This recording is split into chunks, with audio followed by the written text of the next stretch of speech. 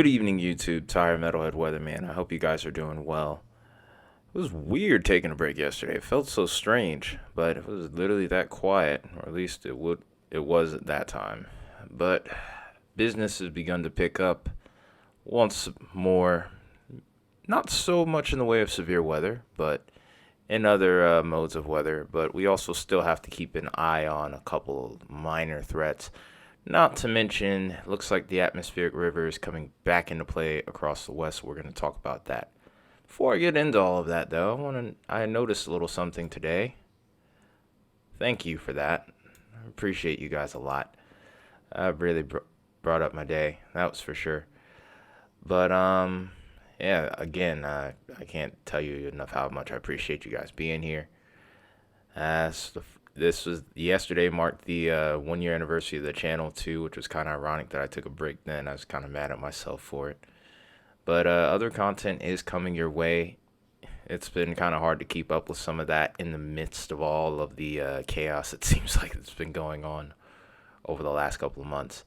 So look forward to that. But anyway, we're getting off topic here. Let's go ahead and get into the meat of the video. As I mentioned before, not much in the way of severe weather right now. There are marginal risk at best, and I'm maybe eyeing maybe one more marginal, possibly slight risk towards the end of the week, towards the weekend maybe.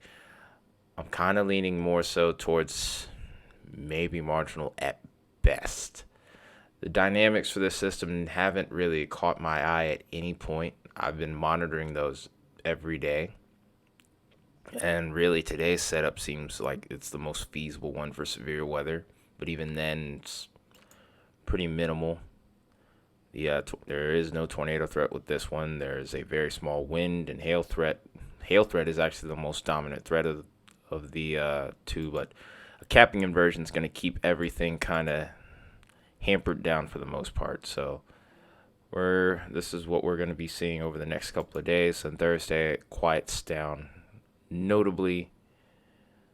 Again, main threat is actually hail, which is interesting.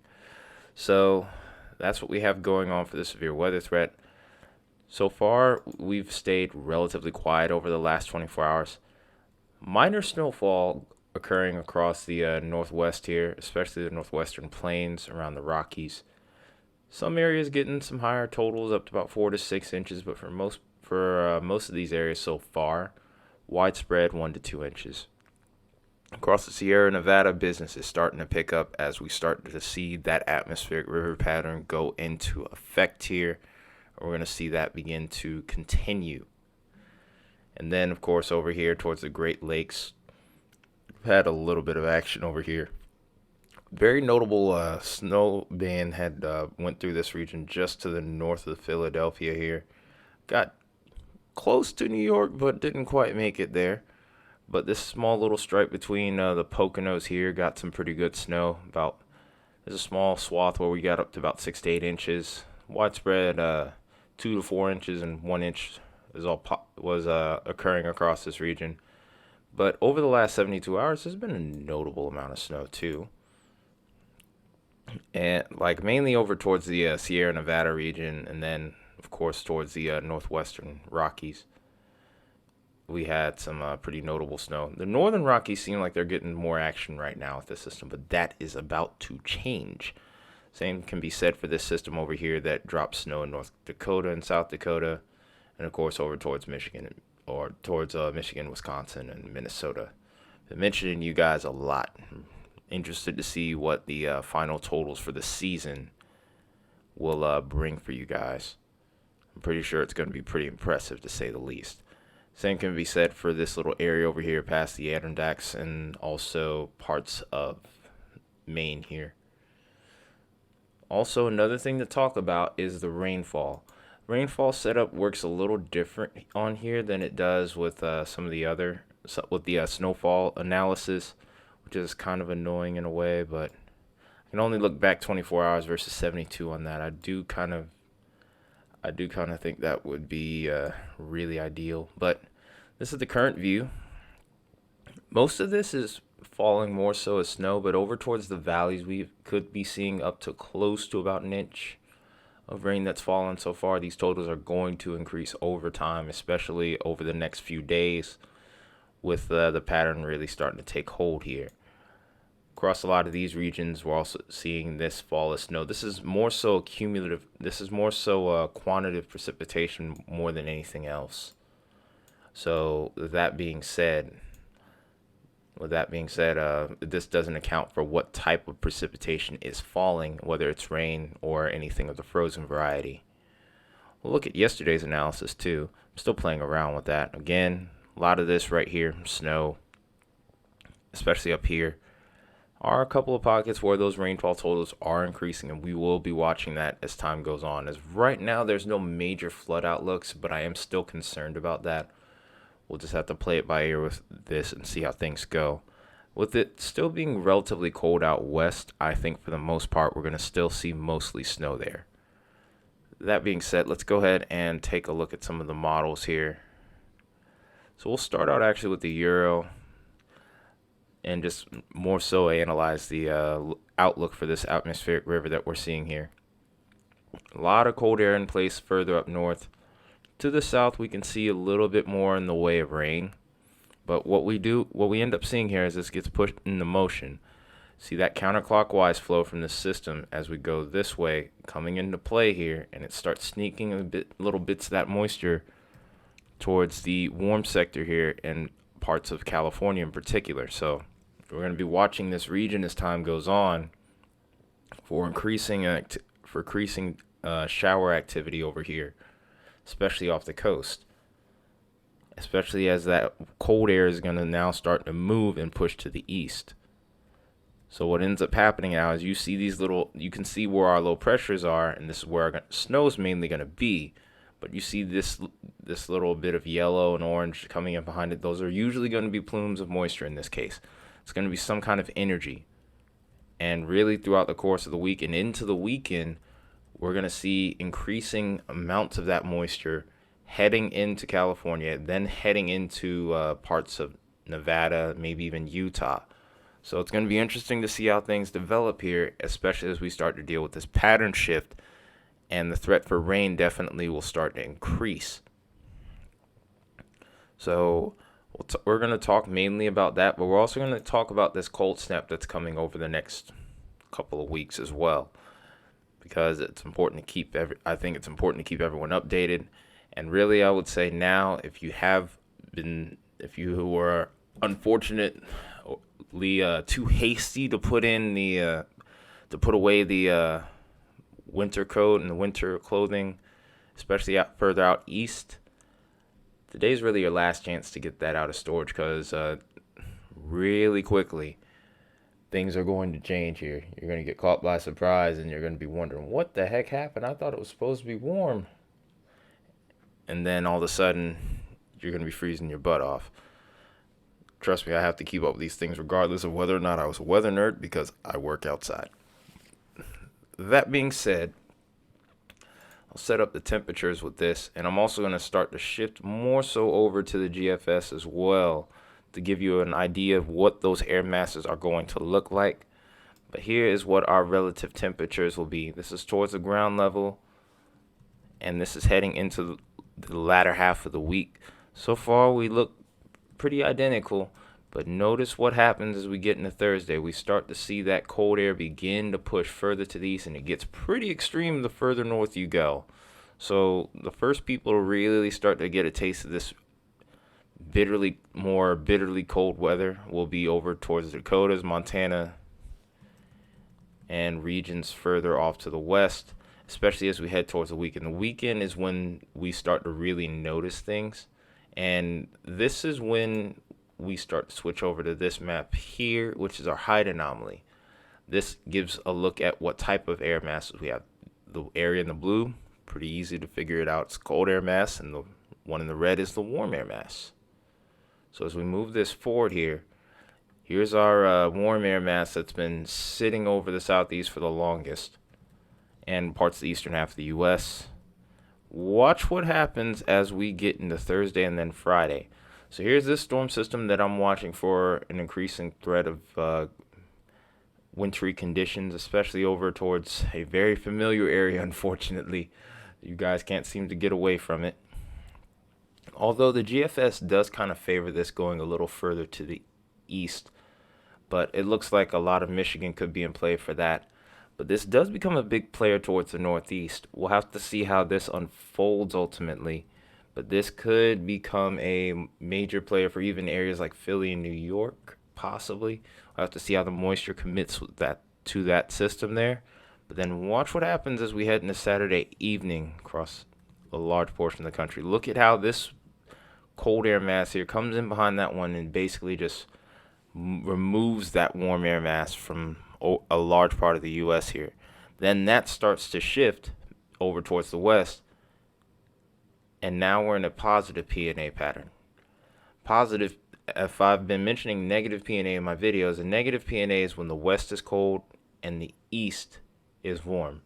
Now we have switched. So now positive P&A is when the west is warm and the east is cold. I think I might have said that wrong, but I'm not entirely. But feel free to correct me in the comments. Little drowsy. I got home from work and did some extra content for my second channel, but that's not about weather. So if you aren't interested in metal, I wouldn't bother. That being said, here comes the next system right here. This is almost a week out from now. And look at the cold air that this drags in with it.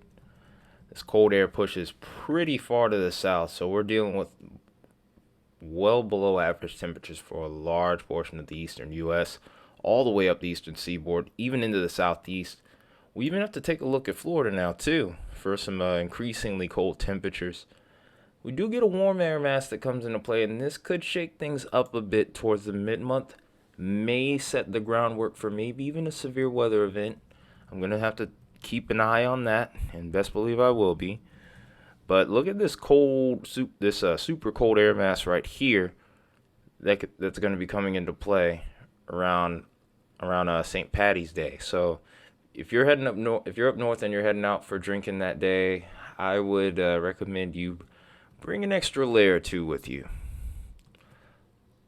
So as we move this forward, this air mass does try to take hold over the southeast, but this system is going to be coming right in behind it to kick it out. Depending on how this trough digs is going to be a big factor on what happens out ahead of this. If a front develops, we could see some severe weather. The type of severe weather, hard to say at this time because we're almost 10 days out at this point. And then we still do see a train of air masses try to take over here, but eventually it looks like towards the end of the month, this warm air does try to win out, or does start to win out once more. So we could end up back in a neutral pattern, or maybe a negative P&A once again. But let's see how that translates into temperatures here on the GFS.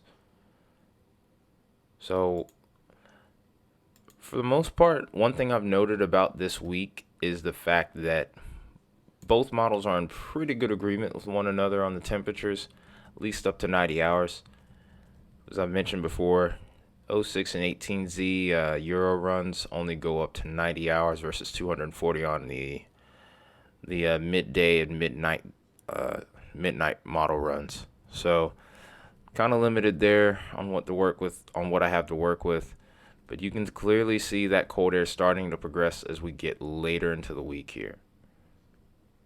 So here we are into the weekend now, well into the weekend on Saturday, and this cold air holds off for just a little bit according to the GFS, but it's not really until Tuesday where things really start to change here. And we start to see even some negative temperatures creep their way back into the picture across North and South Dakota, even parts of Minnesota. And then we really start to take a dive as we head later into next week. That warm air is fighting with everything it can to hold its place, but the further along we get, the colder the air seems to get. Really, it's not until, but again, we have to watch towards St. Patty's Day for a threat of severe weather, because that, like I said, this warm sector just isn't going to completely vanish. There's still going to be some spots that are, even though they're below average, they're still going to get into the 60s and 70s, some places even the 80s. So it's not like we're going to have like a mega freeze like we did around Christmas. That's one thing I also want to clarify now.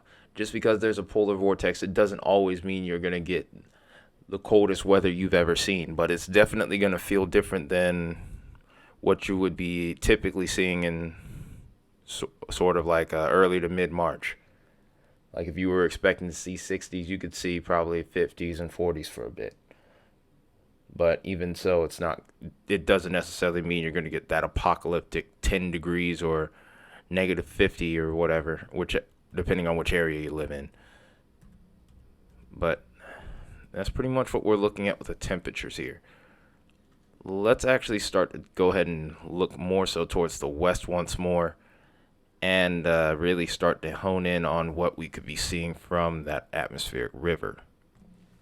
All right, so now that we're looking at the, excuse me, we're looking at the precip that we could be seeing. It's no surprise with the cold air in place for right now. We could be seeing a mixture of wintry precipitation. The further north you go, the quicker we're going to turn over towards snow a bit. But watch what happens as time goes on. Thursday starts out quiet, and then we start to see a little bit more precipitation coming into play here, especially over towards the mountain ranges. We're going to see that heavy snow. Sleet and ice accumulation is possible in those valleys. And then for a lot of these areas, we could get rain and a pretty soaking rain at that. And as time goes on, we continue to see this pattern progress all the way into the weekend and really through a small portion of it. These events kind of slow up at night, and then we get another one that just comes in right behind it. And that's really going to be the pattern over the course of the next couple of weeks, truthfully, from the looks of it. Here's the look at the GFS, and it's pretty similar. Like I said, there's plenty of model agreement this time around, so there's pretty high confidence across the board. You're even getting some moderate to heavy snow here. And then we're even seeing some heavy rain as well. And we're going to go further out with this as well, heading into the weekend. All right, so into the start of next week, we get a little bit more reprieve than we did earlier this year, but eventually, as that warm air is set up aloft, more rain showers come through. And then as we get further and further on towards St. Patty's Day, I think that's when our systems will start to slow down just a little bit. So the next things to look at here are going to be quantitative precipitation. So this will give us a look at both our rain and snowfall, and this will also give us, and then we can also take a look at the snowfall totals and ice totals, because there's an abundant threat of all the above here. So we're looking towards 90 hours out. We're mainly going to be focusing in on the west here mainly. Not to say what's going on out here isn't important. There is a little bit of a flash flooding threat. There's actually a slight risk, if I remember correctly, that got issued by the Weather Prediction Center, but the totals are going to be happening progressively. It's nothing that leads to significant flash flooding at this time. Ground is a little bit saturated, but we've had a few days over here to kind of dry off a bit. So this rain, unless it falls all at once, won't hurt that badly. And then a lot of times with the QPFs, they're a little bit overdone occasionally. But this is still what we could potentially see. There's spots over Mississippi where we could get to about 3 to 4 inches, over towards north to northwestern Mississippi. Over towards Texas, Oklahoma, we could see some increased rainfall there. And I think that's really where the flash flood threat could be highest, if anything at all. And then over towards Arkansas, of course, we could see a little something too. Southern Georgia, we can't rule you guys out. But other than that, we're mainly seeing an inch or less for a lot of areas across the country. And then, of course, out west is where our problems will lie. This pocket right here is one that garners my attention the most right now. I don't know what's going on with my pen here. I didn't expect the font to be this thick, but right over here we can easily see about 4 to 5 inches. A lot of that is going to be falling pretty quickly, and that's a real concern there. So that's going to be problematic. Of course, we know over towards the Sierra Nevadas, snow. mostly wintry precipitation. And then further up north, it's going to be a similar deal with the cold air in place. But across the west coast, especially as we head further and further south towards places like LA, San Diego, etc., that rainfall is going to be immense. I don't think it will be quite as bad as the last atmospheric river, but it's definitely going to feel a little bit like deja vu. And this is, of course, looking through the lens of the Euro.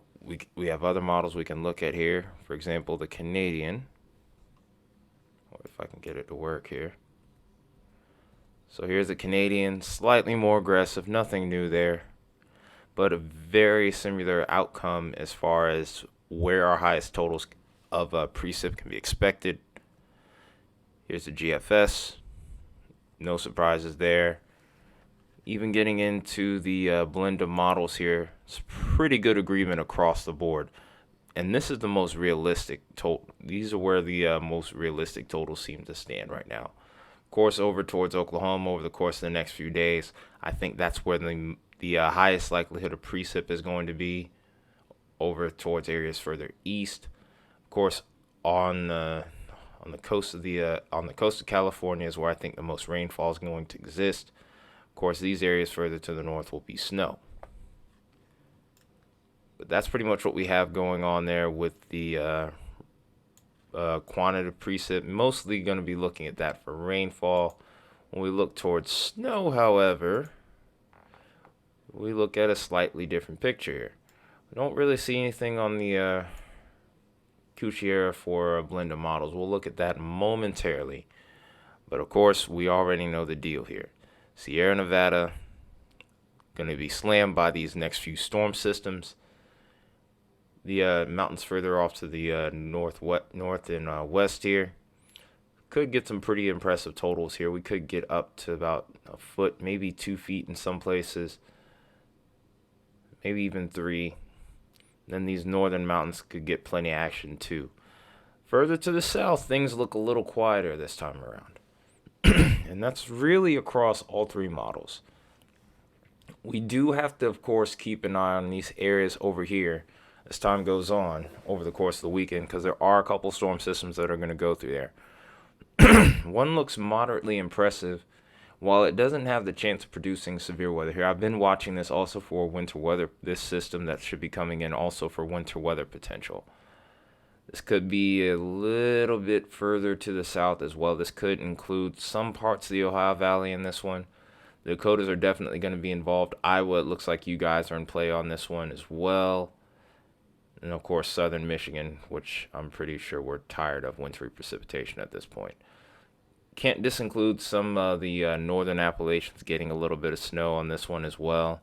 And then heading over towards the east here, we can't forget some of these mountain ranges too. So next thing we'll look at is the blend of models, and then we'll look at ice accumulation lastly, and then this video will be done. So again, I'll show you one more look at all 3 of the models here. So that's what we see for the most part there. Blend of models isn't too much different there. Bullseye seems to mainly exist over the Dakotas, Wisconsin, Minnesota, and Iowa, and then of course out west towards the Sierras and some of the northern Rocky Mountains or Rocky Mountain ranges. As far as ice is concerned, I'm going to actually have to remember how to look this up for a second. Brain is having a little bit of a brain fart here. Oops. Sheesh. That's how you know it's been a long day. But for the most part, we shouldn't be expecting anything of major significance from ice right now. Of course, the greatest chance of anything occurring would be further out to the west. For the most part, the models are going to be relatively aggressive.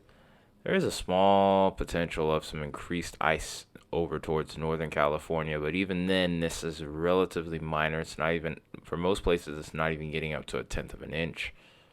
And these are areas over towards the Northern California that are usually more prepared for that. So that being said, It's going to be an active week. It's going to be a lot to keep track of still, but it's not as bad as what we've seen already this year. So I think a lot of people are better suited to handle it this time. As long as we do what we're supposed to do, I don't think there should be too many problems. I hope. But that being said, I'm gonna jet on this one. I hope you guys enjoyed the video. If you did, you know what to do. Hit that like button, subscribe if you haven't already. Again, I want to thank you guys for 300 subs, and I'm definitely looking to go further, of course. But we'll cross that bridge for right now when we get there. You should be always grateful for what you have. Little life lesson there for you. But anyway, this has been Tyler Metalhead Weatherman. I'll probably be making a video tomorrow, leaning a little bit more into the upcoming winter storm that's expected more for the east now. Until then, I'll see you later. You guys have a good night and take care.